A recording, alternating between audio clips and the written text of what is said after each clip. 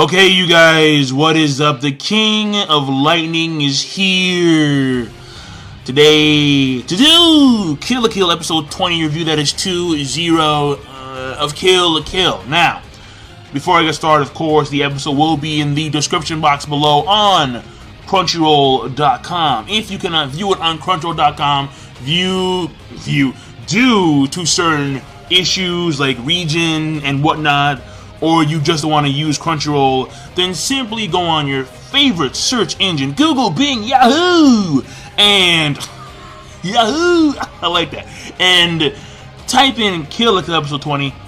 I guarantee it'll be right there for you. Or you can, torrent it, whatever. I mean, if you're a big torrenter, because I know an individual, to say the least, who has terabytes upon terabytes of just stuff, and it's like, whoa, holy shit. So yeah, it is what it is. So, that being said, this week's episode, my jaw, no homo. Whoa. I mean, come on now. This was insane. I should have done... Well, see, the thing about it is that I was gonna say that I should have done a live reaction, but I've done so many of them, so it's kind of like, I don't want to, overdo live reactions for Kill la Kill. So, I think, that the next live reaction that I do will probably be for the series finale. That's just because what I'll do is I'll do a live reaction, and then I'll do a separate review for it. That's what I'll do. Because even though it's been so good, and seriously, even though it's really fucking good right now, I'm not denying it. It's superb. It's wonderful. It is flawless victory. But I can't do too many live reactions. I just can't. Now, let me continue. This episode, first of all, it mainly follows 4 things. There are 4 things that are of mention, of note, that's worthy. Or 4 separate parts of the episode that I'm going to mention that are of great importance. The first one, of course, being what's going on with the nudist beach stuff. That's number 1. Number 2 is going to be the Nui Harime stuff. Number 3, Ryugo stuff. Number 3. And number 4, Satsuki. And that's it. Ragyo actually didn't have a big role in the episode, though she does do something fairly cool. She dodges a missile. You know that term, bullet time? No. She has missile time. Yeah.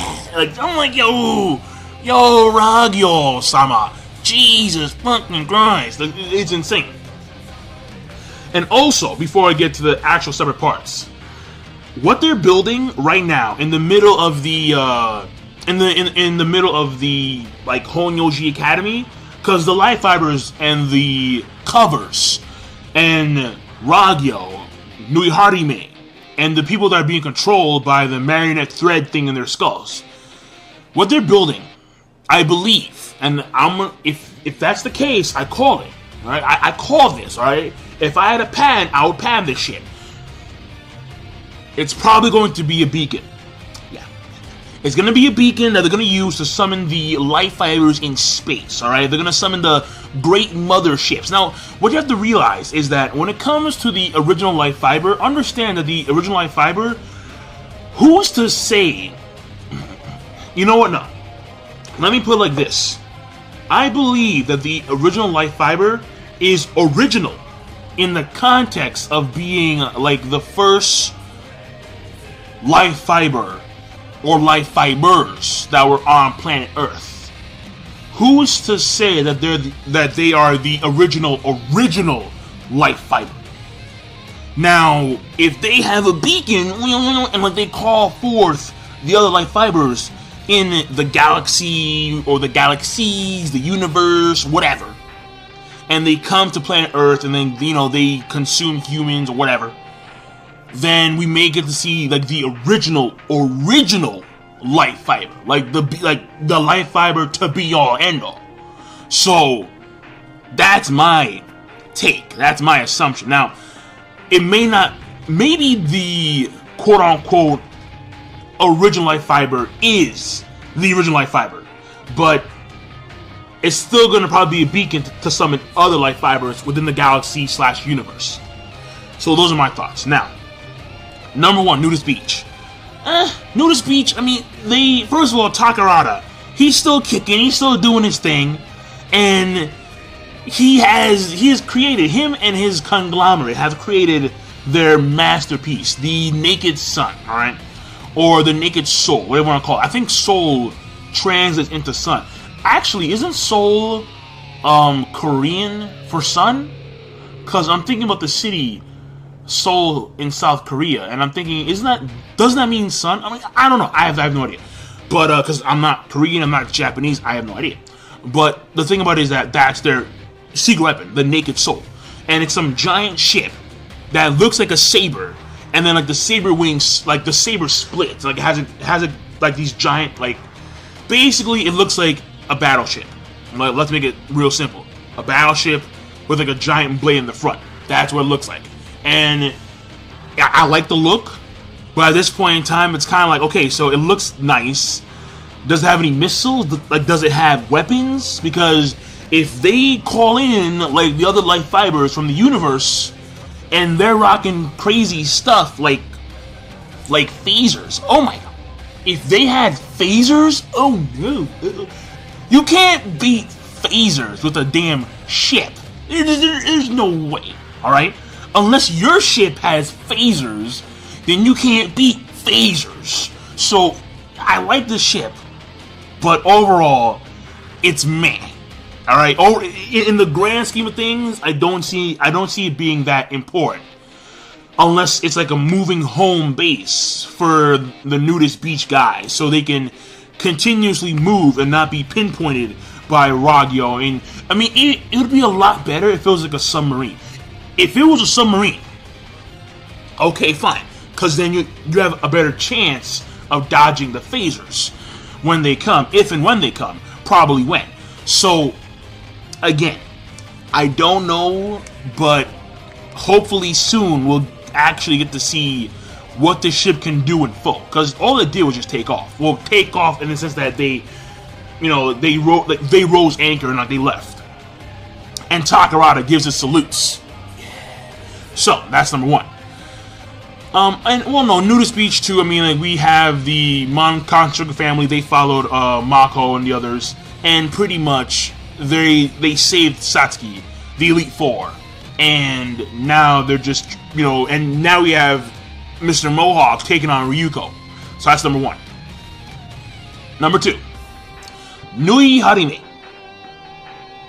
Nui Harime.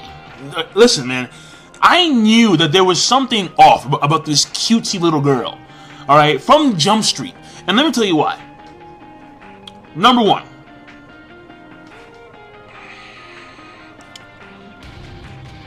Nui,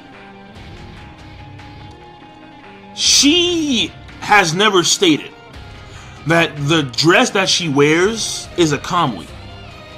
Now keep that in mind, because how would she have the skill, the power, to take on people like the Elite Four, like Ryuko, and pwn her at first, and then, well, I should say first Sanageyama, and completely own him with a finger, then Ryuko again, being the shit out of her, then take on the Elite Four in their new Goku uniforms, and then Ryuko again.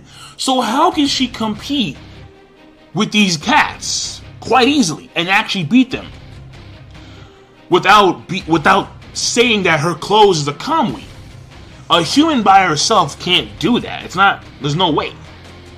So we find out now that her body is very similar to Ragyo's and Ryuko's, in which life fibers exist, thrive, and are imbued in her own body. They are there. They're there. And we find out that apparently she was born in the womb of the original life fiber. So I guess in the sense that maybe when she was already in someone else's womb, they did like a surgery and like they, I don't know, like, because it's not really that specific. Either there was a zygote and there was, you know, like, yeah, like it was a zygote that grew inside of a womb full of life fibers, or it was like or she was a baby already in the womb and like life fibers went inside of her, somehow not killing her. Again, I don't know, it's not specific. There could be a lot of various options. So I mean, I only gave 2 because there's so many. But either way, we see the end result. The end result is that Ryuko, I mean, she had a good fight. And by the way, Ryuko, she's pulling out the bass from Mega Man NT Warrior, right? Or Rockman EXE Battle Network, whatever you want to call it. She's pulling out the bass, where she has like the cloak and shit, like, and like she's striking with the red scissor blade. And so it's kind of cool because it's very reminiscent of a show that I used to watch when I was a kid. Oh my god, I remember that shit, man. I love that shit. Yeah, it's crazy, man.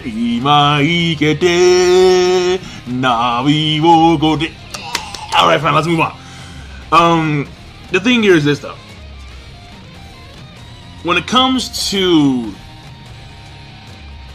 Nui Harime, after their fight, she talks about how I'm the only person, well, not after, but during the fight, she talks about how she's, quote-unquote, the only person that can understand Ryuko. And surprisingly, she's kind of right. I mean, Ryuko can't understand because right now she's not level-headed. She's just been shell-shocked with the news about Ragyo being her mother and how she is, in a sense, a life fiber monster. So she's completely shell-shocked.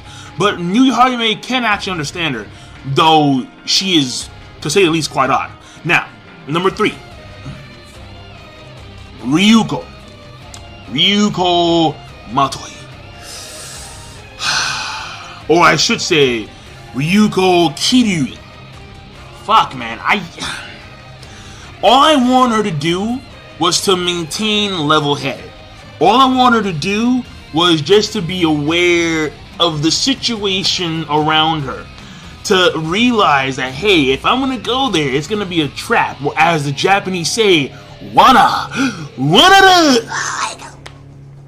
You don't fall for the Wanadas, man!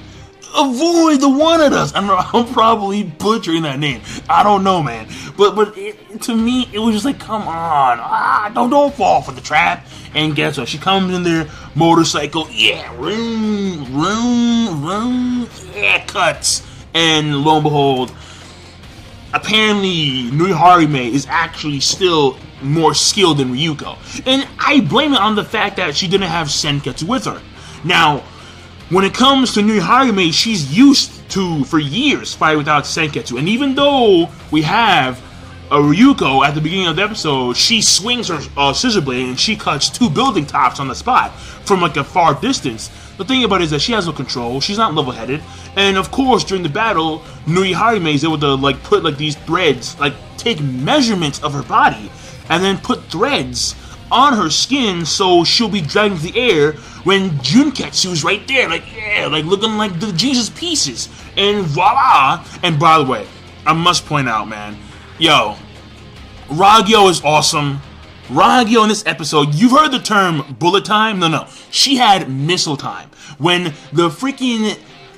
Yo, when Nudist Beach come in there and they're firing the missiles, she's like, huh. I'm like, what is that? Huh. I'm like, oh, that's cocky. But it's funny.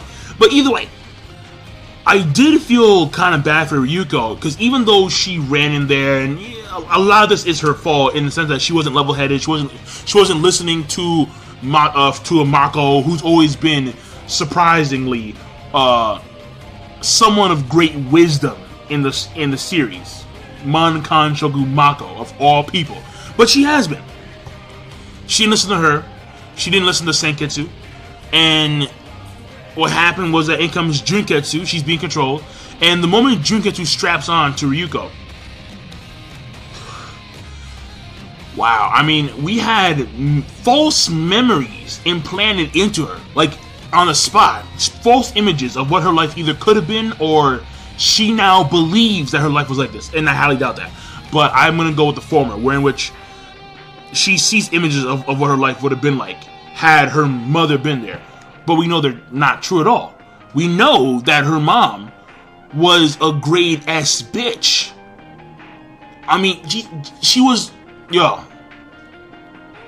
she would have not been that kind of a mother. No way in hell. And we know that. But Ryuko doesn't know that. And in order to satiate the anger that she's been suffering for the past few hours, she gives way to these false images. And lo and behold, because listen, her will is so much stronger, and we've seen it. We've seen how strong her will is. Remember when Ragyo put the whole marionette thing in her brain, and Ryuko somehow goes into her own mind and just rips that shit out? Yeah, we know for a fact that her will is very strong. But she gave way, and lo and behold, Junketsu takes over. She comes in there on the rising sun, like a straight up Falcon, Captain Falcon, Falco, and then she does a tornado. So that being said, I do feel bad for her, but at the same time, it is kind of her fault. You feel me? So that's number 3. Number 4, Satsuki-sama. This was the end result of Satsuki, and because I've had to hear the entire time, because it's a very cool scene at the end. So, and like you see Ryuko, even though she has you're gonna see real soon. She has the red thing in the front as always, but then she has like some like Vegeta blue going on here, where it's kind of like she has like the back of her hair is actually blue, to resemble, I guess, Junketsu taking over. Because, well, no, here we go.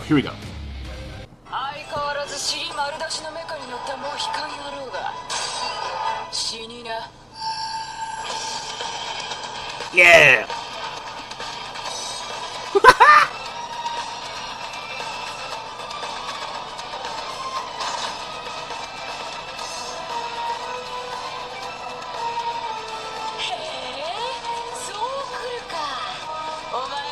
She's completely 180.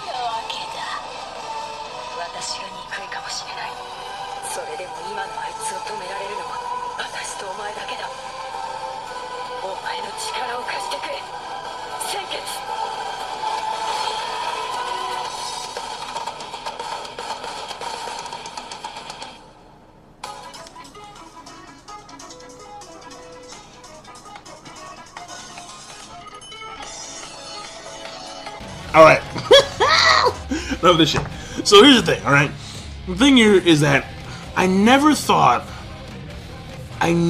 imagined that the odds, the stakes would have been flipped. Where we have Ryuko wearing Junketsu and Satsuki wearing Senketsu. And what's throwing me off is that you must keep in mind that even though Satsuki's wearing Senketsu, there are no guarantees that she's going to be able to use the power of Senketsu. And one of the key reasons why, is because of the fact that Senketsu comprises of the nervous system, or one of the things that he's created from, is the DNA of Ryuko's central nervous system.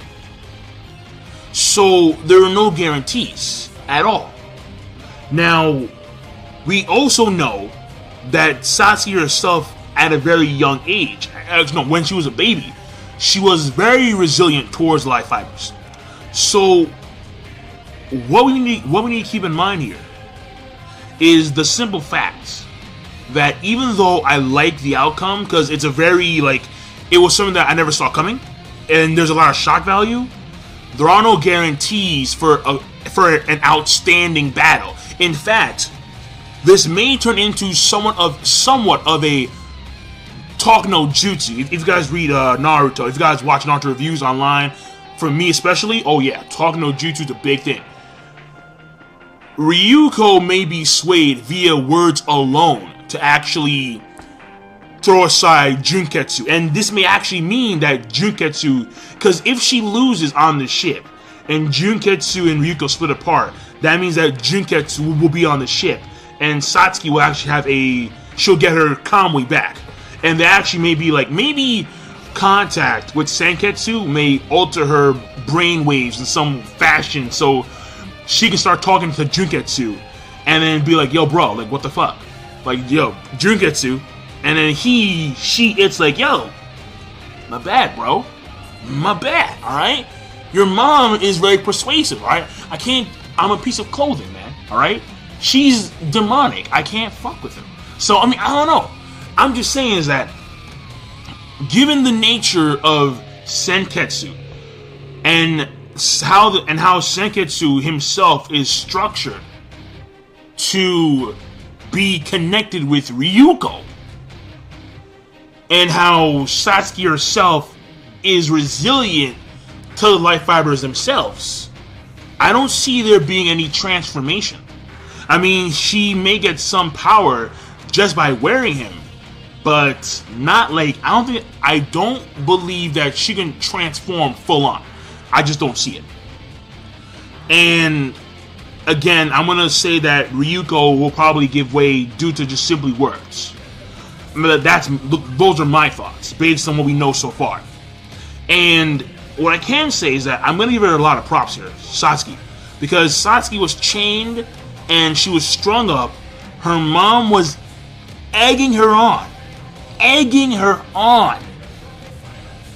to get mad, to get real angry, to get real pissed off, to get real mad. And then